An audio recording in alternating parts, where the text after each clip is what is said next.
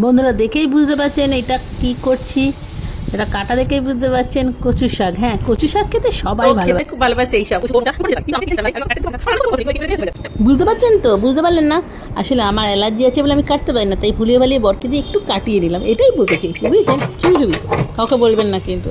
আর যাই হোক, কচু শাকটা কেটে ভালো করে ধুয়ে একটু আমি প্রেশারে একটা সিটি মেরে দিলাম যাতে তাড়াতাড়ি করে শুধু। এবার তাকে জলটা ঝরিয়ে নিয়ে এবার কড়াতে তেল দিয়ে কালো জিরে দিয়ে রসুন লঙ্কা ফোড়ন দিয়ে কচু শাকটা ভালো করে জল ছেড়ে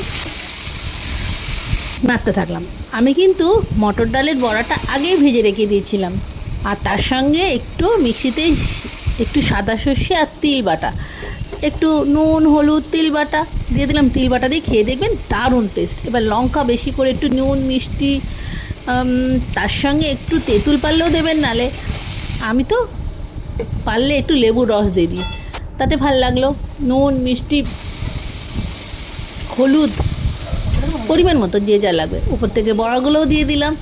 জানেন, ছোলা দিয়ে নারকোল দিয়ে কেউ কেউ চিংড়ি মাছ দিয়ে খায়, কিন্তু আমার ঘরে চিংড়ি মাছ খেতে পারি না, কারণ আমার বরের অ্যালার্জি। যে লোকটা খেতে ভালোবাসে, যে হাতে করে নিয়ে আসে, সে যদি না খায় কী করে খাই বলুন তো? আর ছেলে তো বললো খুব সুন্দর হয়েছে, একটু রেখে দিয়ে নামিয়ে নিলাম।